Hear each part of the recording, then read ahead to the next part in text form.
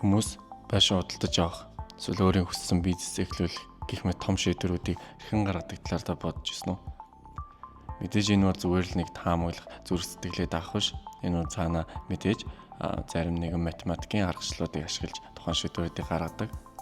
Жишээлбэл та тийм гейминг газар нээж болно, PC тоглоомын, эсвэл тийм мөрөөдлийн кофе шоп, эсвэл jazz club гэдэг юм уу хүссэн бизнес эхлүүлэхдээ заавал ашиглах хэрэгтэй тийм аргачлалууд байдаг. Иймд энэхүү бичлэгээрээ та хэдтэй заавал санхүүгийн мэдлэгтэй ч вэ, мэдлэггүй ч ерөөсөө хамаагүй та амьдралдаа ашиглаж болох тухайн шийдвэрийг яг би хийснээрээ юу алдаж байгаа вэ? Хэр их зүйл өшөө хийх ёстой вэ гэдэг ч юм уу шийдвэрт чинь том тийм түлхэц болж өгдөг. Амьдрал практик дээр хамгийн өргөн ашиглагддаг зарим нэг ойлголтуудыг тайлбарлахаар зорилоо. Эхний томьёо бол PMT. Уг томьёон зээлээ ер нь та төлж чадах уу? Хэрвээ та зээл авах юм бол яг хэдий хэмжээний төгрөгийг сар болгон, жил болгон ч гэдэг юм уу төлөх хэрэгтэй вэ гэх мэтчлэн асуултанд хариулж өгдөг томьёогоо. За тэгээд энэ нь бол ерөөхдөө өнөөдрийн бүхий л банкнууд зээл олгож байгаа байгууллагуудын хамгийн өргөн ашигладаг тийм аргачлал гэсэн үг. Тэгээд та үүнийг ашиглаж сурснараа ямар нэгэн байр зээл авахдаа би яг сар болго хэдий хэмжээний төгрөг төлөх ёстой вэ? Тэрийг олж мэднэ. Мөн яг сар болгон дээр төлж байгаа зээлийн төлбөрөөс чинь яг хэдэн хүний төлбөр болоод байна. Ямар нь яг миний авсан байрны зээлсэн дүнгээс хасагдаад байна гэх мэтчлэн бүх асуултнуудад хариулах боломжтой болно. Дараагийн чухал ойлголт бол NPV буюу цэвэр өнөөгийн үндэс гэсэн ойлголт байгаа. Энэ ойлголт нь яг юуг харуулдаг вэ гэхээр та яг хөрөнгө оруулалтаа хийх зөв үү? Яг энэ хөрөнгө оруулалтад мөнгө зарах хэрэгтэй үү, хэрэггүй юу гэсэнд хариулж өгдөг. Маш энгийнээр хэлэх юм бол та өнөөдөр ямар ч байсан тэр кофе шоп ч юм уу jazz club ихтэй өөрөөсөө мөнгө гаргаж байгаа. За тэгээд тухайн үйл ажиллагаагаа бизнес эхлүүлсний чинь дараачдын жилд мэдээж та ашиг болно. Тухайн ашигын хэмжээнүүд чинь өөрөө анх гаргасан зардлаа нөхөж чадж байна уу, нөхгүй байна уу гэдгийг уг аргачлалаар бид нар мэдж болдог. Ингэснээрээ та тухайн шийдвэр дээр кофе шоп нээхгүй юу гэдгээ асуултанд хариулахад маш энгийн болоод өгчнэ. Мөн энэ дээр нэг анхаарах ёстой зүйл байдаг нь нэг дээр нэмэх нь R гэдэг хувааж өгч ийн гэдэг нь тухайн яг ирээдүйд орж ирэх ашгийг яг өнөөдөр лөө шилжүүлэх буюу буцаагаад бууруулж байгаа гэсэн санааг илэрхийлж байгаа. Энэ дээр R гэдэг нь бол хоригдуулалтын хувь гэж нэрлэдэг ба яг энэ дээр юуг авч болох вэ гэхээр та алдагдсан боломжийн зардал буюу хэрвээ та кофе шопт нээхгүй байсан бол нээхгүй өөртөө байгаа мөнгөөрөө зүгээр л банкнд аваад хадгалсан бол яг хэдий хэмжээний мөнгө олох хэрэгтэй байсан, хэдий хэмжээний хувийн тийм өгөөж хүртэх байсан гэдэг санааг ашигладаг. За иймд ямар ч л байсан хамгийн чухал ойлголтуудыг танд хэлхийг хичээлээ. Одоо харин та бүхэндээ Excel дээр тухайн аргачлалуудыг хэрхэн тооцож болдгоо, ямар шийдвэрийг яаж гаргадаг гэдгийг бүгдээрээ харцгаая. За хамгийн түрүүнд бол PMT гэсэн томьёоны хэрэглэгдэхүүнийг нь тайлбарлая гэж бодлоо. За PMT гэдэг чинь сая өмнө дурдсанчлан яг нэг зээлийн яг ямар нэгэн зээл авахд яг сар болгон ямар хэмжээний төгрөгийг ингээд яг төлсөөр байхад яг тэг болж хувирамтлагддаг гэдгийг харуулдаг. Тэгээ яг банкуудын байнга ашигладаг тийм аргачлал байгаа. За тэгээд тэхийн тулд мэдээж бид нарт огно гэж тавиад өгье. Огшоос тогтмол төлбөр. Энэ тогтмол төлбөр гэдэг нь бол яг бидний нэг байнга төлөх ёстой дүн гэсэн үг. Яг л нэг дүнгээл яг сар болгоны эцэст ингээд төлөөд байна гэсэн. За дараачих нь бол хүүгийн төлбөр гэж оруулж өгөх ёстой. Тэгээд бас үндсэн төлбөр. За тэгээд үлдэгдэл хичээ те. Үлдэгдэл энэ дээр зээлийн үлдэгдэл гэдэг хүчил илүү тодорхой болж байгаа. За. Тэгэхээр бид нар яг зээлийн үлдэгдэл буюу энэ дүнг эхлээд олох хэрэгтэй болно. За бид нар чинь яг 2 жилийн зээлгээд тооцож төсөөлөд гэсэн.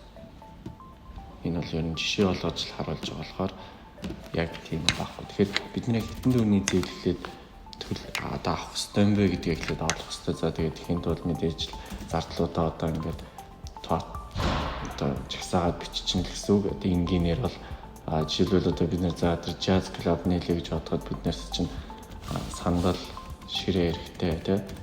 Сандал ширээ өшөө хөгжим. За тэгээд түрээс барилгын тий барилга түрээс чийлээ гэж бодгоо. За гэх мэтлийн юм 3 зардал гаргана. Энэ 3 дээр одоо зээл аммаар байна гэж үзье тий. Одоо сандал ширээ жишээлбэл одоо 6 сая 800 мянган төгрөг болно. Нийтдээ хөгжим авахд бол 9 сая 600 мянган төгрөг хэрэгтэй байгаа даа. Тэгээд түрээсээр барилга авахд тэгээд түрээсийн зардалд одоо ингээд ер нь 25 сая төгрөг хэрэгтэй байгаа даа гэж үзье л дээ. Тэгэхээр одоо энэ 3 дүнгийн нийлбэр нь бол за нэг 41 сая 400 мянган төгрөг болж байна. За тэгэхээр одоо бид нэр энэ дээрээ 41 сая 400 мянган төгрөгийг одоо зээл хэрэгтэй байна гэдэг ойлголт авчиж байна гэсэн. За би нэг гээд зэгцэлчихье. За одоо энэ дээр тэг хугацаа гэдэг нь бол яг бидний өнөөдрийг банкнаас зээлэх хэмжээ гэсэн үг. Харин 1 2 гэдэг энэ нийтдээ 24 сар одоо бид нэр төлж эхлэнэ гэсэн. Өөрөөр хэлбэл энэ зээлийн үлдэгдлгээд тэг дээр байгаа энэ дүнг 24 дэх сар дээр тэг болох хэвээр. Тэгжиж яг ингээд зээл дуусна гэдгийг санааг одоо харуулна. За мэдээж банкнаас зээлж байгаа юм чинь нэг тодорхой хувь хэмжээ байгаа. Тэгэхээр одоо нэг банкны зээл чинь за хаан банкнд гэж бодвол 18.7%-тэй байлаа гэж үтгэдэг жилийн. За тэгээд нэг 2 жилийн зээл авч байгаа гэсэн. За одоо бид нэр тогтмол бидний хамгийн их сонирхож байгаа зүйл нь яг энийг ингээ 24 сард нийтдээ төлөхөд яг тогтмол яг хэдэн төгрөгийг л ингээл сар болгоны эцэст ингээл төлөөл байх уу гэдгээ олж мэдмээр байгаа гэсэн. За тэгхийн тулд PNT авлаа. За тэгээд хүү гэдэг дээр бол 18.7%-тэй одоо зээл авж байгаа. Тэгтээ энэ бол жилээр авсан. Бид нэр сар болгон практик дээр уусаад төлдөг болохоор энийг 12 тувааж өгөх хэрэгтэй болно. За тэгээд таслаа.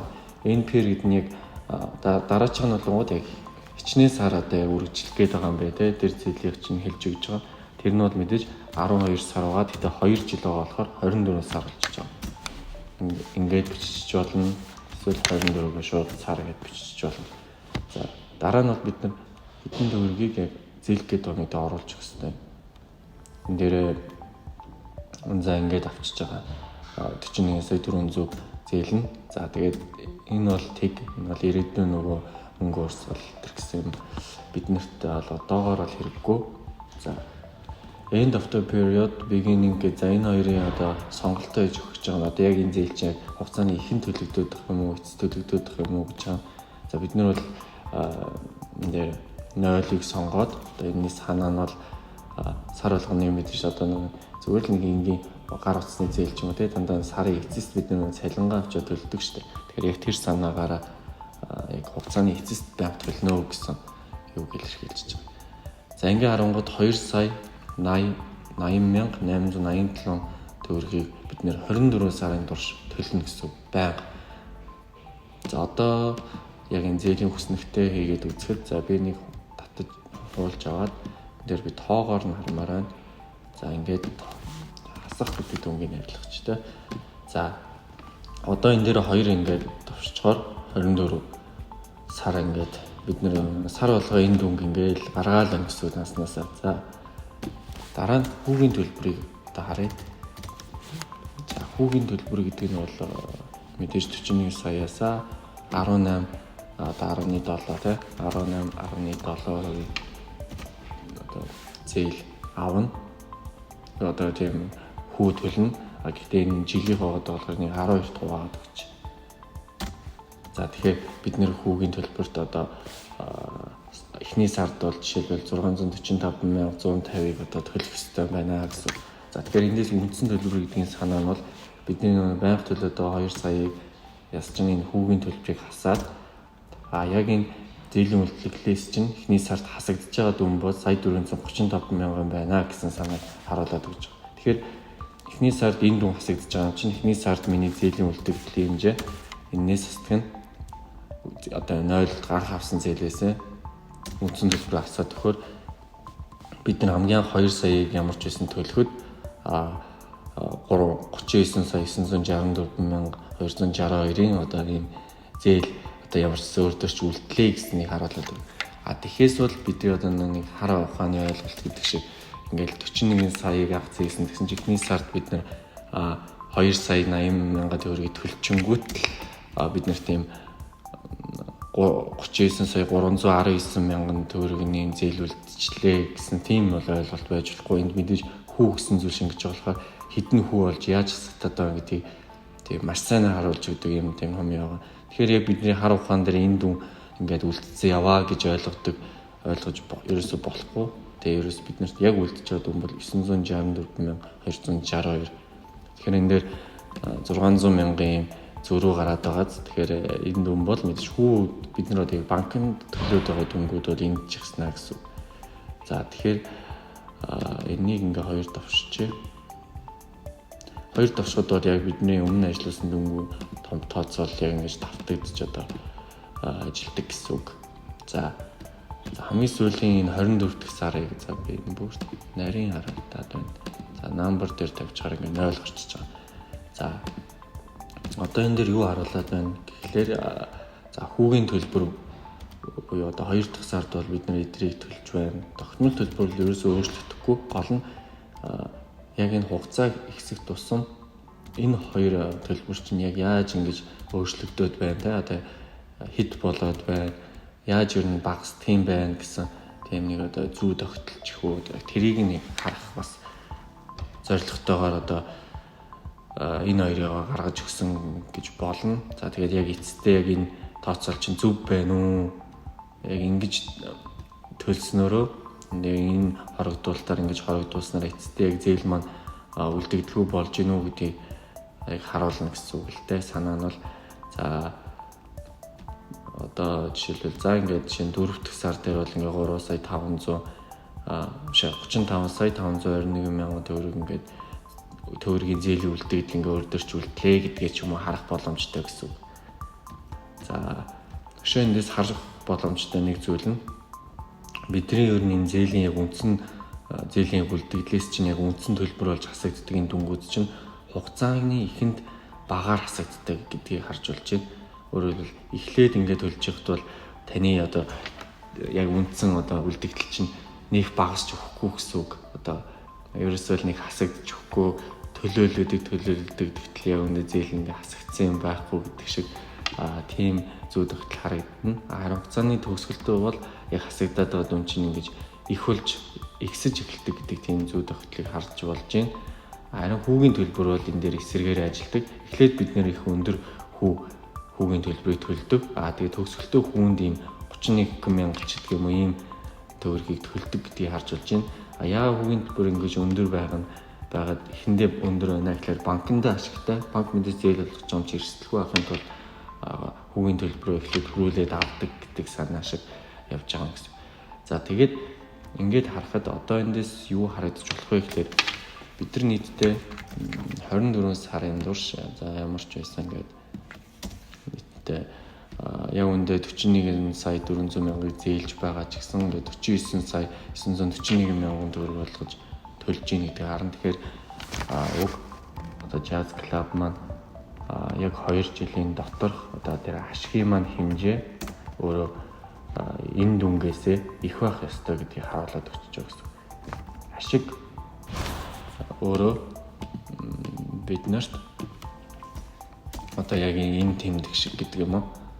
За одоо санаа нь бол яг ийм зүйлийг харуулад өгч байгаа гэсэн. Энэ дүнгээсээ бид нэр их ашиг олж байж одоо энэ зээлийг авч болно уу авахгүй гэж болно уу гэдэгт харуулна. За PMT-г бол ингэж ер нь ашиглана.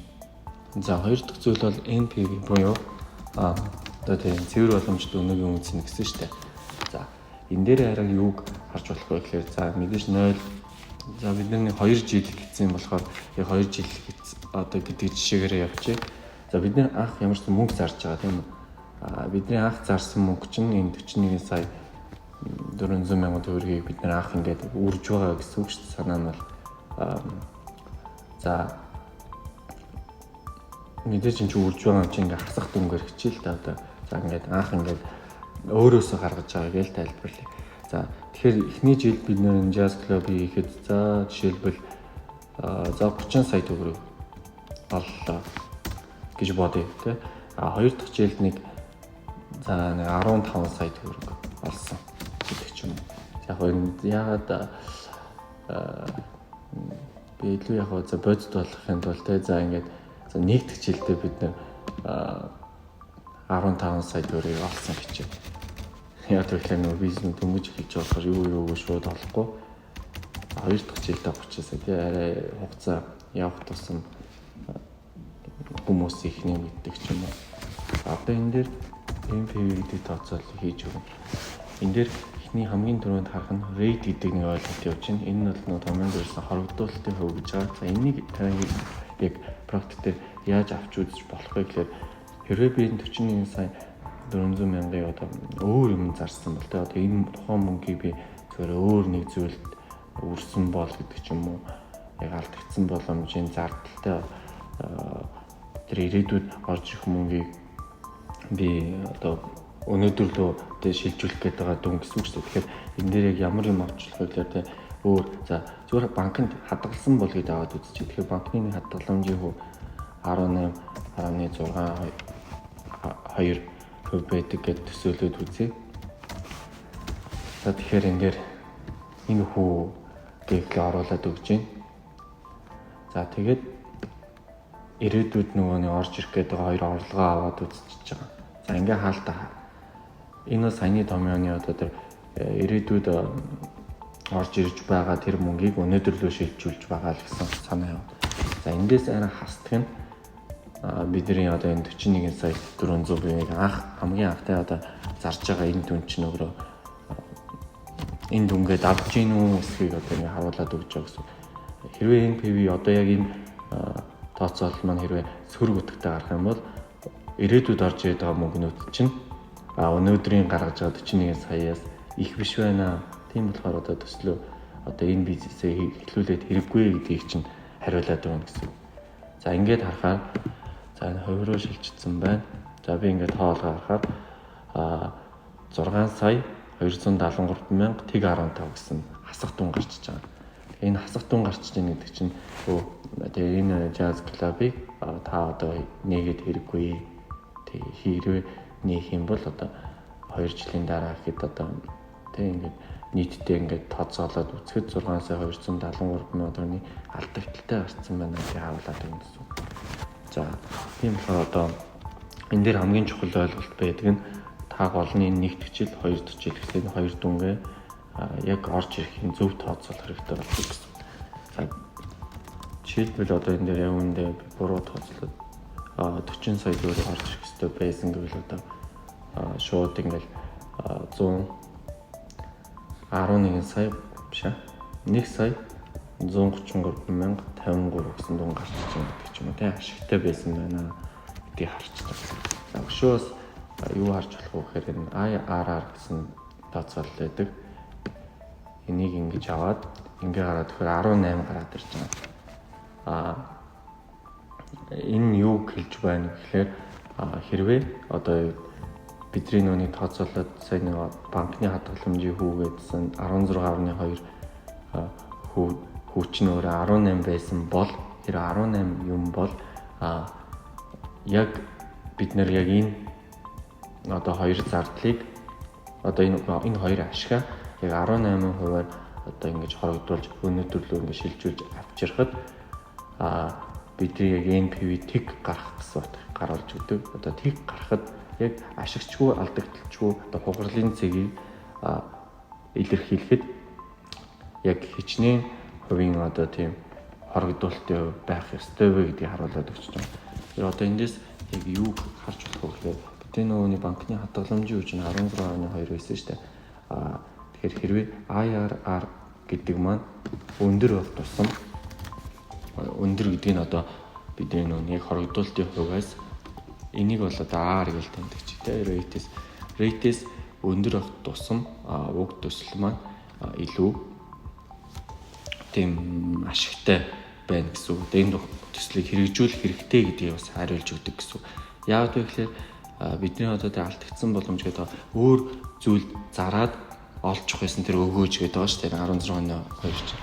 Өөр зүйлд одоо энэ мөнгөө зориулаад олох байсан өгөөч ч юм уу эсвэл тэр эрсдэл тэр эрсдлээс чинь илүү тийм өндөр эрсдэлтэй байхад хүртэл одоо тухайн эрсдлээс чинь илүү өндөр буюу 18% эрсдэлтэй байхад яг тэг дээр очиод байна гэсэн үг шүү дээ. NPV-г яг нөхөөд ашигчгүй алдагдaltaгүй байгаа юм чинь энэ 16.2 гэдэг бол одоо илүү бага эрсдэлтэй байгаа даа гэсэн үг. Тэгэхээр илүү бага тийм эрсдэл алдагдсан боломжийн зардал нь илүү бага байгаа ийм төсөл байгаа болохоор энэ төслийг хэрэгжүүлэх нь зөв гэсэн одоо тооцоол одоо санааг илэрхийлээд өчөж байгаа гэж харж байна. За тэгээд ямар ч хэлээс эцэст нь дүгнэхэд бол PMT бол танд яг хэд юу төлөхийг хэлж өгдөг. Харин MPV бол одоо энэ төсөл хэр үн цэнтэй бэ гэдгийг хэлж өгдөг. Харин IRR танд хэр ашигтай болохыг хэлж өгдөг. Тийм ерөөхдөө санаа нь бол ингэж гарч байна. За тэгээд та хэд хэрэгтэй мэдээлэл хүргэсэн гэдэгт итгэлтэй байна. Баярлалаа.